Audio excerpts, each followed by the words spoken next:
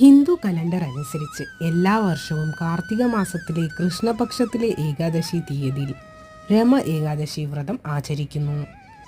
ഈ ദിവസം ലോകത്തിൻ്റെ പരിപാലകനായ ഭഗവാൻ ശ്രീഹരി വിഷ്ണുവിനെ ആരാധിക്കുകയും വ്രതമനുഷ്ഠിക്കുകയും ചെയ്യുന്നു. ഈ ദിവസം വ്രതമനുഷ്ഠിക്കുന്നതിലൂടെ ബ്രഹ്മഹത്യ ഉൾപ്പെടെയുള്ള പല പാപങ്ങളും നശിക്കും എന്നാണ് പറയപ്പെടുന്നത്. ഇന്നേ ദിവസം വ്രതമനുഷ്ഠിക്കുന്നവർക്ക് അറിഞ്ഞോ അറിയാതെയോ ചെയ്ത എല്ലാ പാപങ്ങളും ഇല്ലാതാകുന്നു.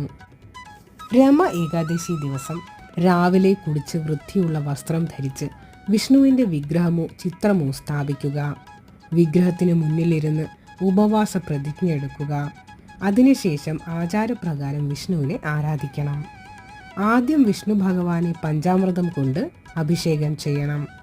എന്നിട്ട് പുഷ്പങ്ങൾ, ധൂപം, വിളക്ക്, നൈവേദ്യം മുതലായവ സമർപ്പിക്കണം. ഇതിനുശേഷം വിഷ്ണു സഹസ്രനാമം ജപിച്ച് മഹാവിഷ്ണുവിൻ്റെ കഥ കേൾക്കണം. കൂടാതെ ദ്വാദശി നാളിൽ ബ്രാഹ്മണർക്ക് അന്നദാനം നടത്തി അനുഗ്രഹം നേടാവുന്നതാണ്. ഇന്നേ ദിവസം തുളസി ചെടിയിൽ ശാലിഗ്രാം സ്ഥാപിച്ച് പൂജാവിധികളോടെ പൂജിക്കുക. ഇങ്ങനെ ചെയ്യുന്നതിലൂടെ നിങ്ങളുടെ ജീവിതത്തിൽ വരുന്ന സാമ്പത്തിക പ്രശ്നങ്ങൾ ഇല്ലാതാകും. സാമ്പത്തിക നേട്ടത്തിനും സാധ്യതയുണ്ട്. തുളസിയെ മഹാവിഷ്ണുവിന് പ്രിയപ്പെട്ടതായി കണക്കാക്കുന്നു. അതുകൊണ്ട് തന്നെ ഇന്നേ ദിവസം തുളസി ഇല നിങ്ങളുടെ പേഴ്സിലോ അല്ലെങ്കിൽ അലമാരയിലോ സൂക്ഷിക്കുന്നത് ധനവർദ്ധനവിന് കാരണമാകും. പ്രത്യേകം ശ്രദ്ധിക്കുക, ഏകാദശി നാളിൽ തുളസി പറിക്കരുത്. അതിന് മുൻപായി പറിച്ചിരിക്കണം. ഇന്നേ ദിവസം തുളസി ഇലകൾ ചുവന്ന തുണിയിൽ കെട്ടി നിങ്ങളുടെ കിടപ്പുമുറിയിലെ അലമാരയിൽ സൂക്ഷിക്കുക.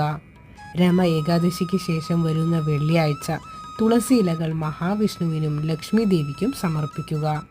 ഈ പ്രതിവിധി ചെയ്യുന്നതിലൂടെ ദാമ്പത്യ ജീവിതത്തിലെ പ്രശ്നങ്ങൾ ഇല്ലാതാകും. ഇന്നേ ദിവസം ഒരു നാണയമെടുത്ത് പൂജിച്ച് അതിൽ ചന്ദനം, അരി, പൂക്കൾ എന്നിവ സമർപ്പിക്കുക. അതിനുശേഷം ഈ നാണയം ഒരു ചുവന്ന തുണിയിൽ കെട്ടി നിങ്ങളുടെ ഓഫീസിലെ ഡ്രോയറിലോ മേശയിലോ സൂക്ഷിക്കുക. ഇത് ചെയ്യുന്നതിലൂടെ ജോലി സ്ഥലത്ത് പുരോഗതിക്കുള്ള അവസരങ്ങൾ നിങ്ങൾക്ക് കൈവരുന്നതാണ്.